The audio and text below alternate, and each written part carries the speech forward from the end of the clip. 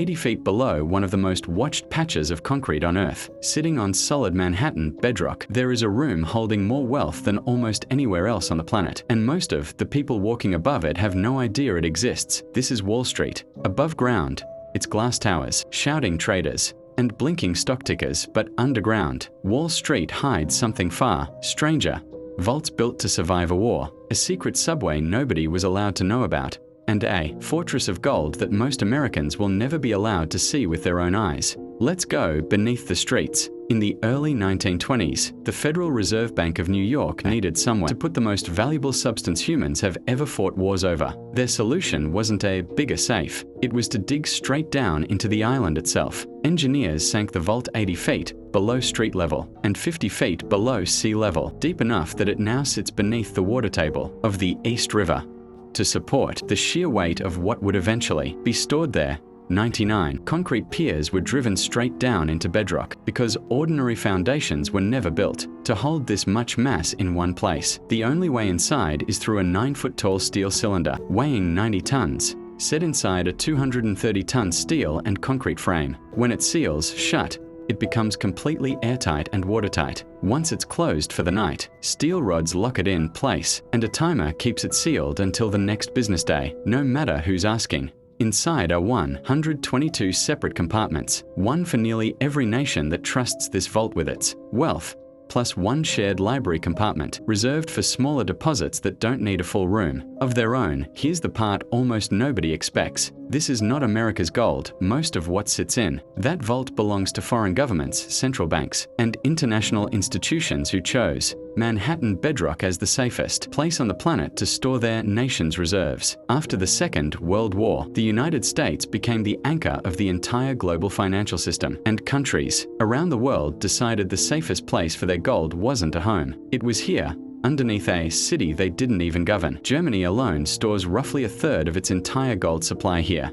Italy keeps nearly half of its national reserves in this exact room. At its peak during the era of the Bretton Woods Agreement, this vault held over 12,000 tons of gold, more than has ever been gathered in one place at any point in human history. Every time gold moves between compartments, nothing physically moves at all. A bar owned by one country can become the property of another with nothing more than a written transfer, because walking gold bars across an ocean is far more dangerous than simply changing which shelf they're recorded as belonging to. Today, roughly 6,300 metric tons remain, worth somewhere close to $800 billion, and still, this single basement holds more gold than Fort Knox. And yet, the vault is almost aggressively boring by design. Staff wear magnesium shoe covers so a dropped bar can't spark a flame. Every 28-pound bar is individually weighed, inspected, and logged. No single employee is ever allowed near the gold alone. Every movement requires 3 separate people watching each other at the same time, even if all they're doing is replacing a light bulb. When a Hollywood movie once imagined criminals tunneling in through a subway line to steal it all, the bank's own president publicly called the idea far-fetched in front of a live audience, because the vault sits far enough from the nearest subway tunnel and reinforced deep enough into rock that a heist like that isn't just illegal. It's structurally almost impossible, but gold isn't the only thing hidden beneath this part of Manhattan. Barely a 10-minute walk from the vault, right in front of City Hall, there is an entire secret subway that operated for years without the public ever fully understanding what it was. In 1869, an inventor named Alfred Beach wanted to build New York's first underground railway, but the city's most powerful political boss refused to approve it. So Beach did something almost unthinkable. He built it anyway, in complete secrecy, digging at night, hauling dirt away in the dark, while telling the public he was only installing small mail tubes. 58 nights later, he had built a fully finished, gaslit underground train station, complete with chandeliers, a fountain, and a grand piano, sitting silently beneath a street that thousands of people walked over every single day, without a clue it existed. When Beach finally revealed it, the ride cost 25 cents, and the reveal shocked an entire city that thought they knew every inch of the ground beneath their feet.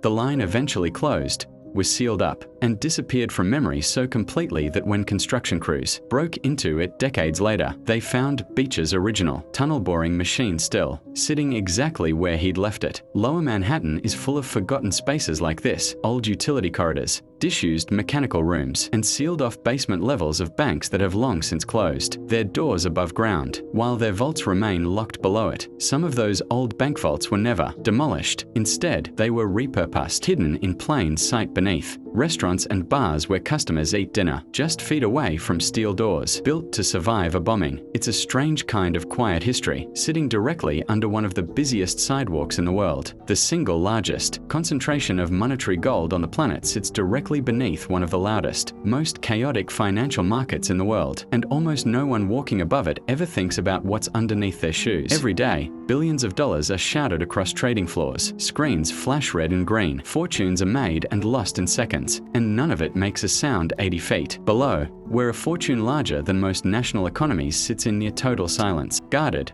catalogued, and almost never seen. And maybe that's the strangest part of all. The entire modern financial world runs on numbers on a screen, on stocks and currencies that exist only as data, while directly beneath the traders shouting those numbers sits something ancient, physical, and completely real, exactly the way it sat for over 100 years, waiting in the dark long after everyone above ground has gone home.